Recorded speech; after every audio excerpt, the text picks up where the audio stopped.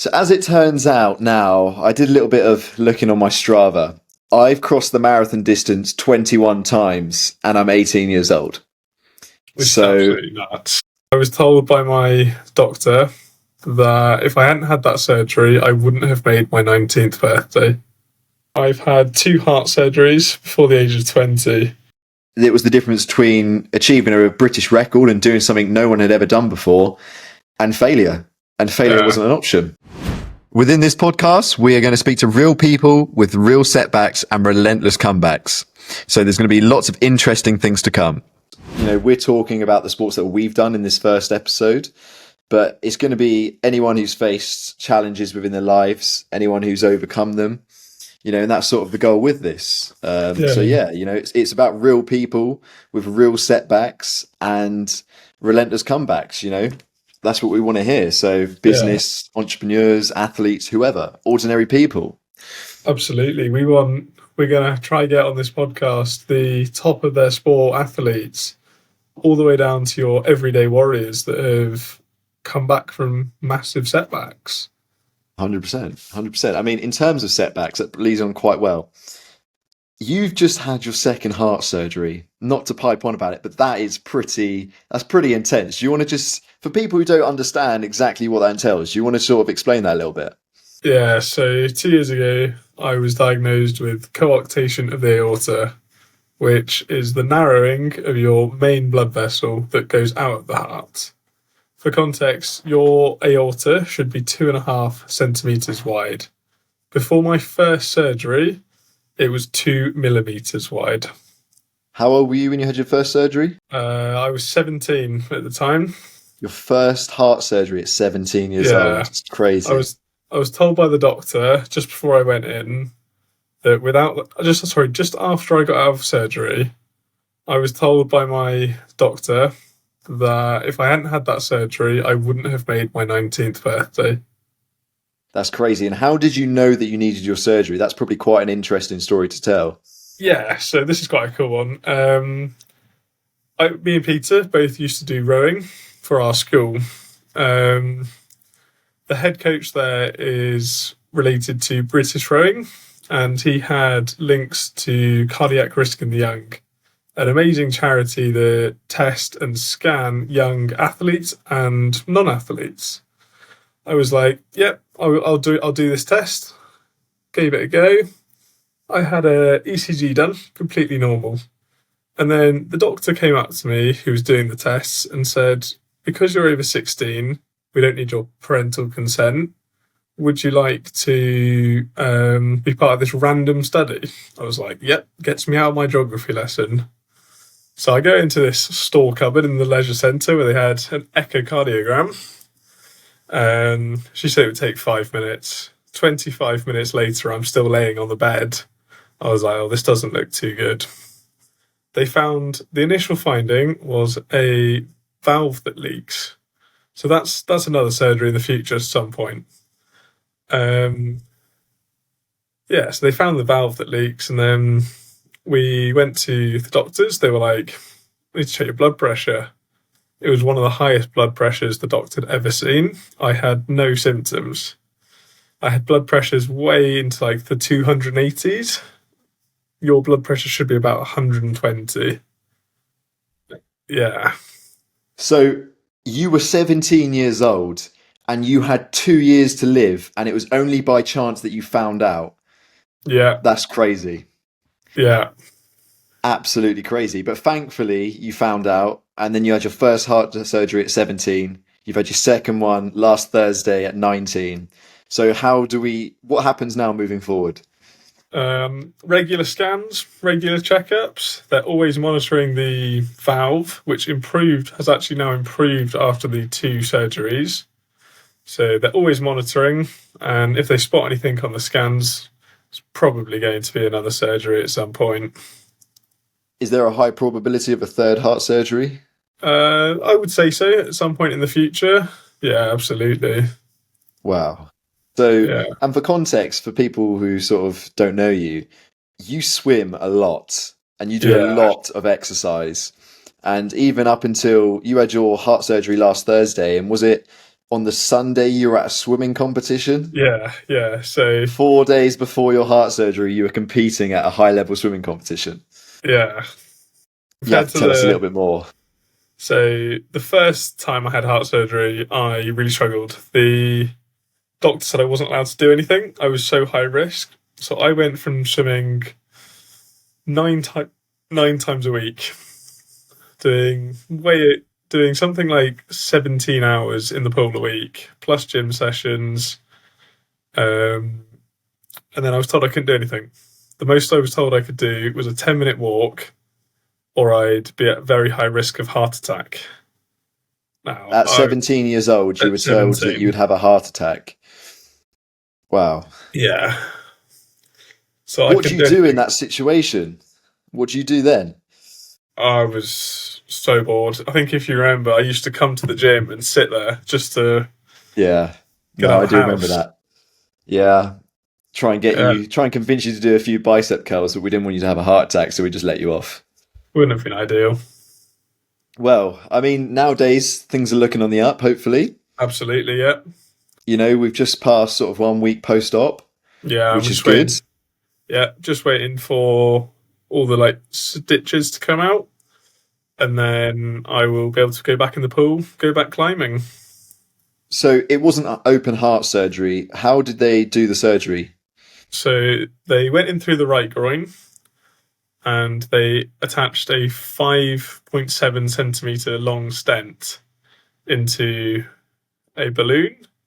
This balloon's then pumped through into my aorta and it then expanded. The stent they used was the longest stent ever, like in production. It's one of the longest stents in production. It's the longest one this hospital uses, which now means a third of my aorta is now stented and basically in it's basically all like 30% of it is now metal. So you're practically Iron Man. Like, let's Yeah, face it, yeah. I'm like practically 30% Iron of the way Man. there.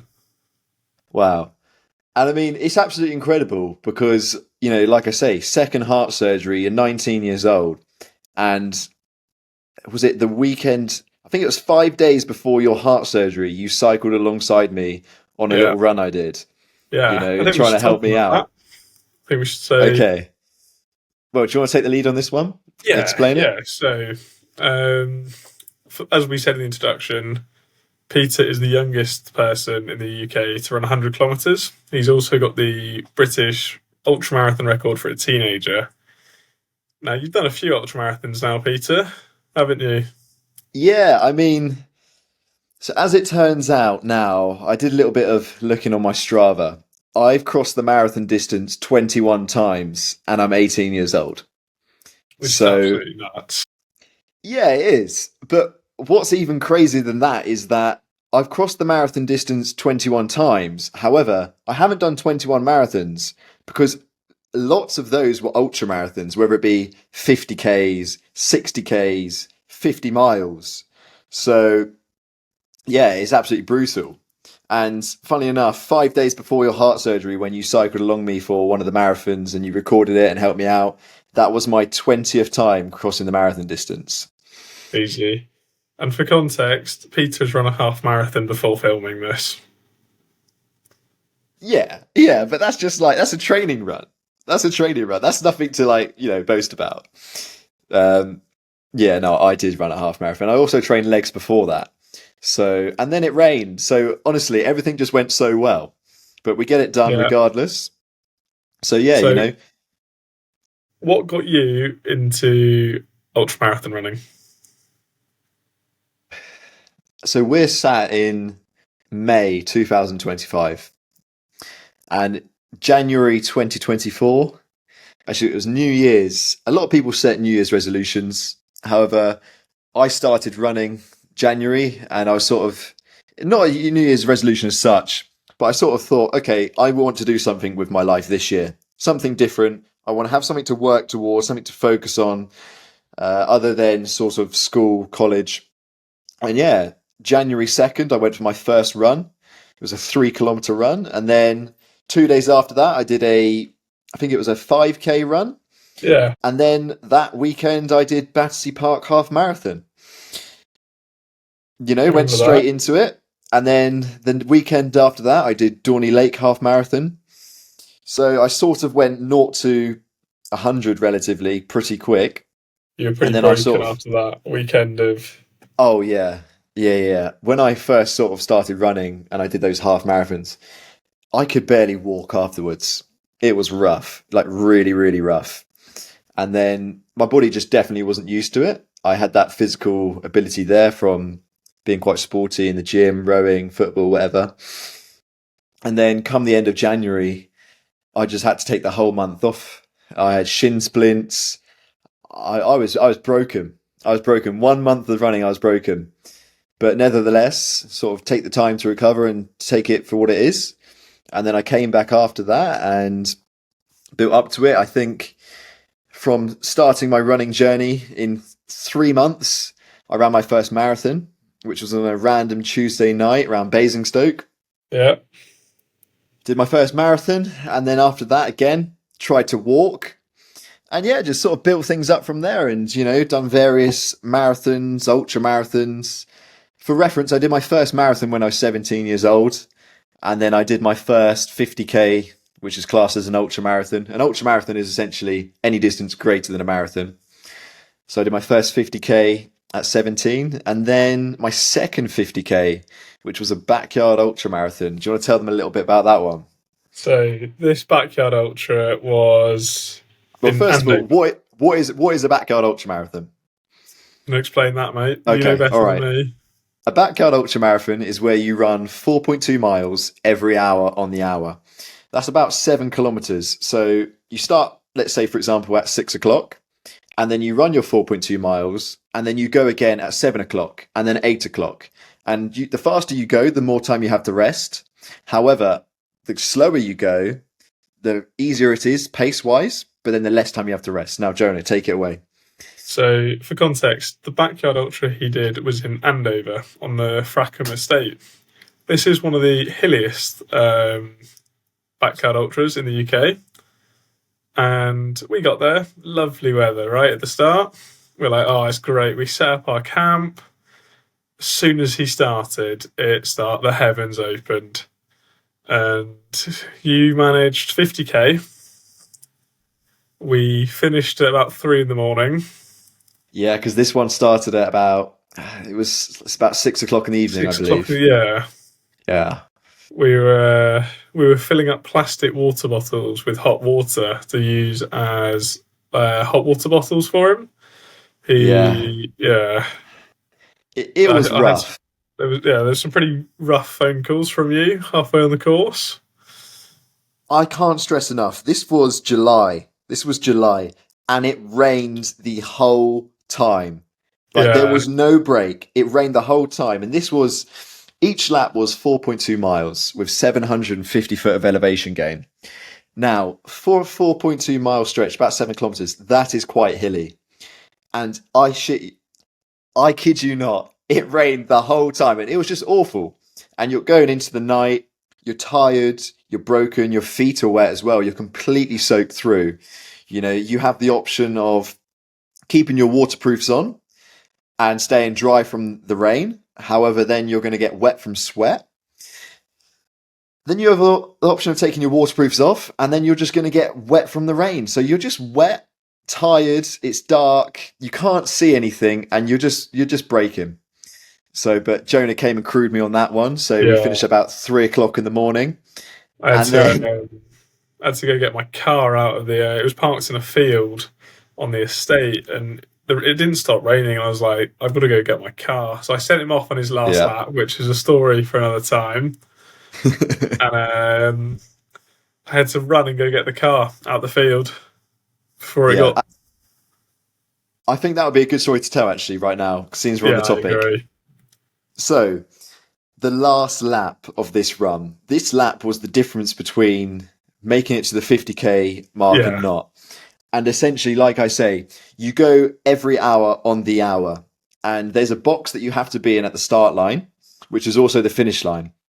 And there's a whistle that blows 3 minutes until you go, 2 minutes, 1 minute.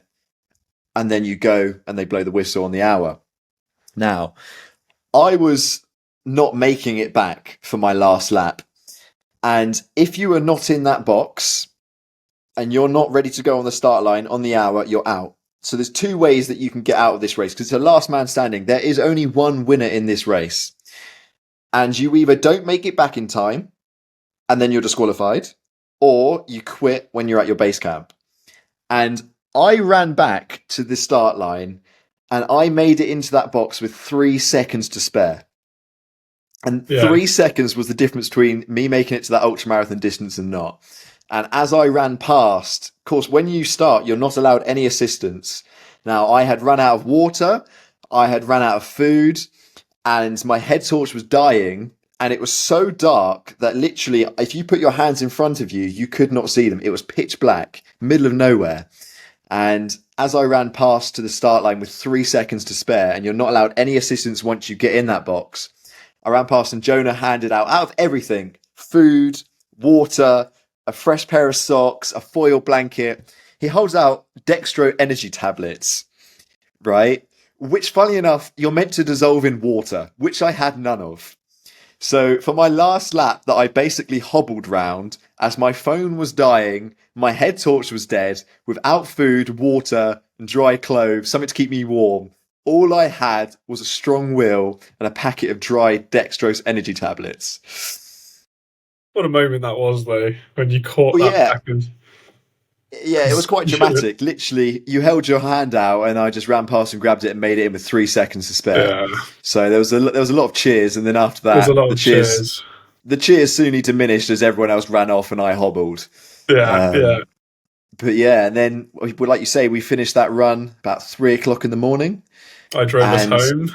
Yeah. And then do you want to tell them what we did only a few hours later? Yeah, I drove us home. We got a few hours sleep, and then we both got suited and booted and went to Henley Royal Regatta. Yeah. That was a big night. As you do. Yeah. As you do. Couple hours after a 50k ultramarathon. Yeah. How much sleep did we get? 5 hours? Oh, probably. If that. That's probably quite generous. And then, suits on, blazers on. Go to Henley, watch some boat racing. Yeah. You can always go further. Exactly. But yeah, that was an interesting story. And then, that was July last year. Since then, various different things. September, I became the youngest in the UK to run 100 kilometres in one day. Since then, done various different ultramarathons, around 60 kilometres on Christmas Day. And then we're into this year. And yeah, I've done a few things there. We talk about your most recent ultramarathon. Are we talking Portugal? That's your most recent one? I think it is, yeah. Okay, so this was March. I ran the Ultra Trail de Moral, which is a 120 kilometre ultramarathon in the mountains of Portugal. So this is 120 kilometres with 24,000 feet of elevation gain. For reference, 120 kilometres is the distance between London and Brighton, for our UK listeners, or approximately 3 marathons, only a few miles shy. And 24,000 feet up and down climbing is the equivalent of climbing up and down the Eiffel Tower 25 times. Nuts. Yeah, it was brutal. So I finished the race in 28 hours and 50 minutes. And became the youngest ever finisher of the race. And it was just brutal. I started on the Friday at 9 p.m. at night and then finished on the Sunday at 2 a.m. So it was a 29-hour run, and it spanned over 3 days at 18 years old. And unfortunately, I couldn't come out and help you on that one, but I was at university and I was constantly checking the tracker. I think I watched it in the club at one point. So just to be clear, whilst I was running for 29 hours, you were in a nightclub at university. Something like that. Yeah. What a guy. I'm sure you were there thinking about me as you're partying away. Exactly. Yeah, that was brutal. Is there anything specifically you want to know about that run, or should we move on? I want to know your thought process in those hardest. I'd say from what I've heard, particularly between 90 and about 105k, you really struggled. What was Yeah. going through your head? Well, I mean, going into it, there's so much mental preparation that sort of goes into these big runs. You know, you have a slight idea of what you're facing. You know that, okay, you know the distance, you know the elevation gain, but you're in a different country. And just to mention, I went to Portugal solo, unsupported throughout this race. I was in a foreign country. I don't speak the language. I looked around at the start line and it's a bunch of people who are double, triple my age. You know, there was only one other person in my age category, which was male under 23. So yeah, and you know, I turned up at the start line and everyone's just looking at me like, what are you doing here? You know, complete outsider, young British guy. I think everyone was looking at me like, what's he doing? We'll get onto that later. But yeah, like between the sort of 90 to 105k, we were approaching the 24-hour mark. You know, I'd started the previous night and gone through the whole night and then made it through a whole day. And we were sort of going into the second day now, you know, and 35% of people, so just over 1 in 3 people quit the race. They didn't make it.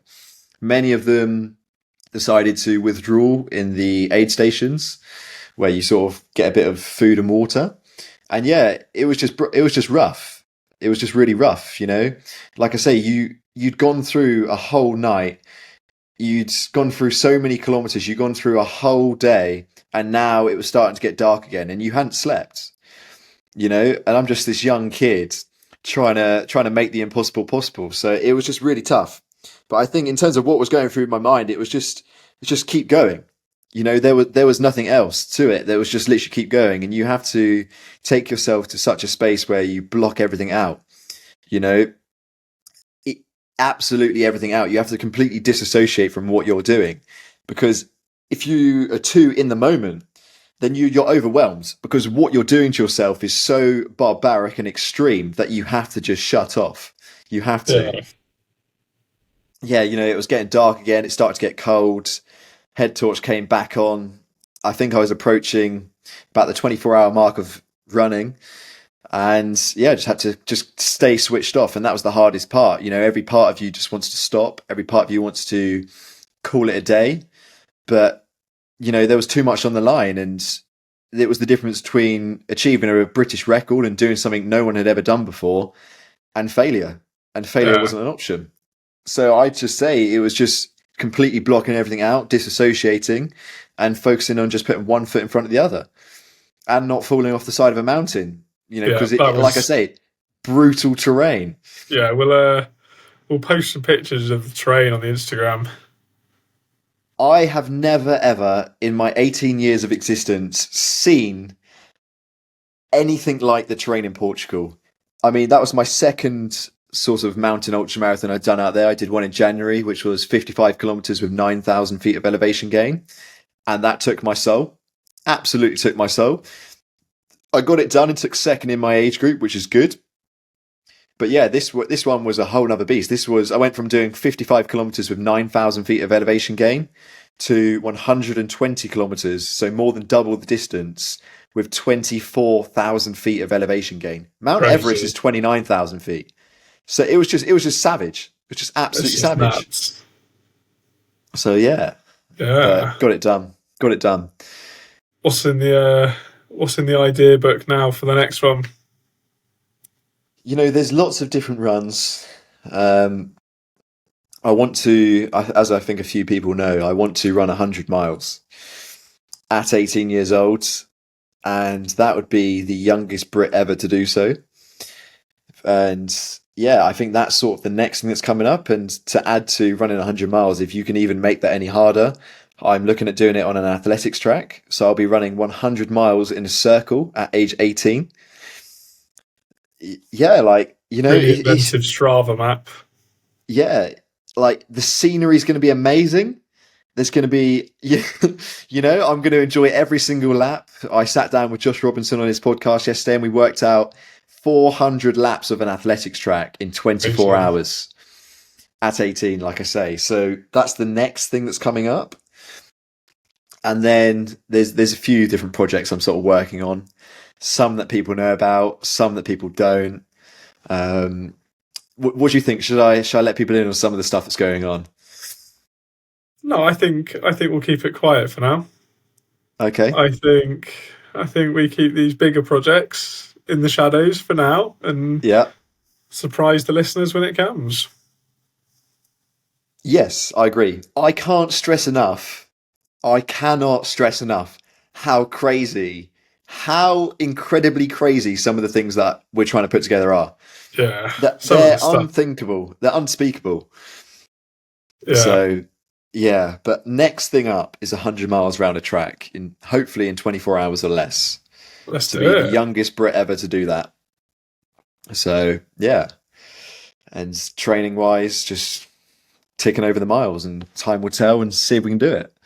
Absolutely, that'd be pretty cool. But yeah, I mean, Jonah was there last week cycling alongside me for a marathon training run. And yeah, we continue to put in the work and get things done. So I'd say Yeah, absolutely. that's sort of a little bit of an insight into my running. Um, Tell us about your swim, because you swim and now you've started climbing like mountains or something like that. Yeah, yeah. So I'm a competitive swimmer. I swim sprint distance, so it tends to be 50s, predominantly of butterfly and front crawl. I've swum now for competitively close to 14 years. Um, so yeah, I've been in the sport a long time. We're getting there slowly. It's a lot of Yeah, training, a lot of work. Peter came and watched a couple of my races a couple of weeks ago. That was good insight yeah. for you, wasn't it? These guys swim so fast, it's incredible. And some of them are really old as well, and they're still getting after it. It's incredible. Yeah, Most people couldn't run that fast, and they're just swimming. Yeah, it was great. But yeah, no, like I say, it's incredible that you continue to swim. You continue to bounce back after, like I say, your heart surgeries, and now you're sort of in that recovery phase. You're taking things steady, seeing how things go.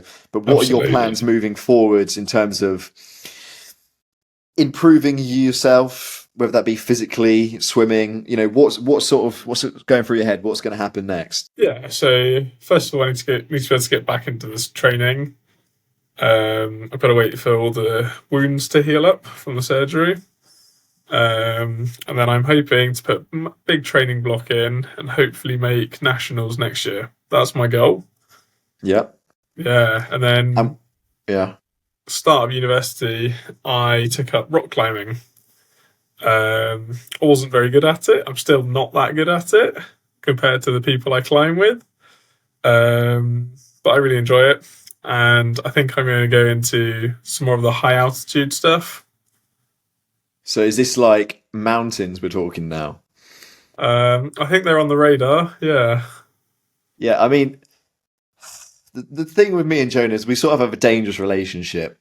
And what I mean by that is, like, we'll be chilling. I would have just done a marathon. Jonah would have just done a swimming competition. We're training. We're doing our thing. And then he'll try and convince me to do something crazy like K2, Mount Everest. And we'll sort of like do it like that. And the problem is, if we say, "Oh yeah, come do this together," we're going to do it. We're planning to do some mountain trips at the moment, yeah, and I mean, hopefully we don't die on the mountains. If I'm being completely honest, because that's yeah, the kind of thing that you'd reel me into.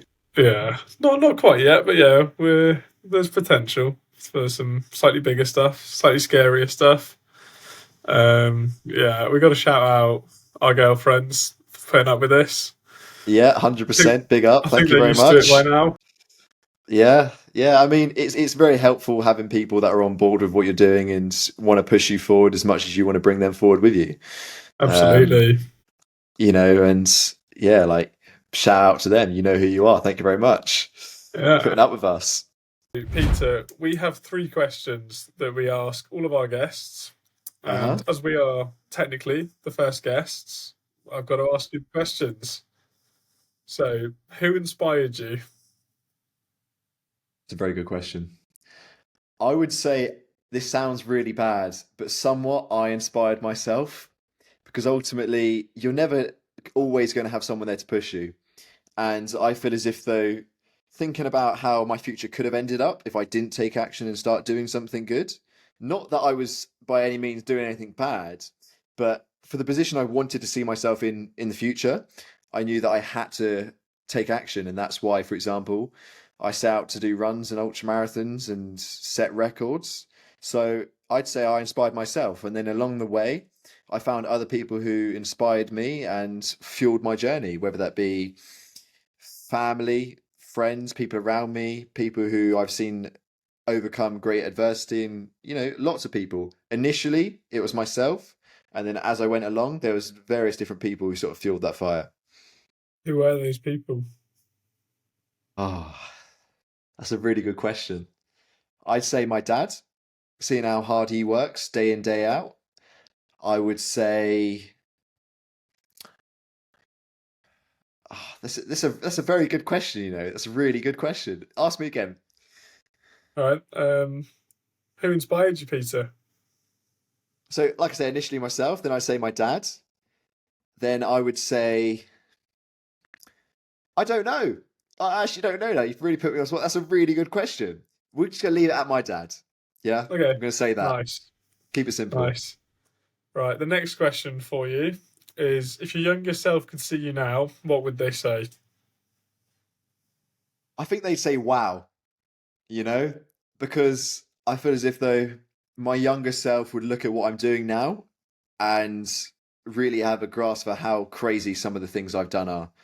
And some of the things I aspire to do, it's just incomprehensible to probably my younger self.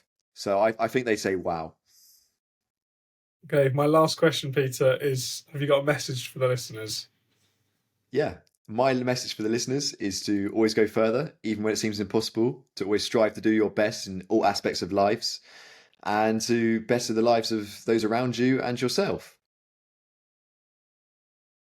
Sweet. And I believe, so we put a little thing out on Instagram for anyone who has a question for us. And Jonah, what was one of those questions? One of those questions was, Peter, the listeners want to know what your 5K PB is. Okay, so just to clarify, I don't run short distances. However, my 5K PB, which is one that I set at a park run, which is a 5K run, I took second in the park run out of 411 people, and I ran a 18-minute and 6-second 5K in your swimming trunks. Yeah. So I didn't have any running things on me at the time. I was staying at a friend's house. Well, I was staying at Jonah's house, and it was a very lastminute.com thing. And he sort of said, "Yeah, there you go. There's a pair of swimming trunks." And luckily I had my trainers on, and yeah, it's second place and at 18:06 5K. So that's my time. I think if I train for it, I could get it down, but I don't think that's a bad time. It's not too bad. I think that's pretty good. So yeah, you should have asked me what my 100K time is.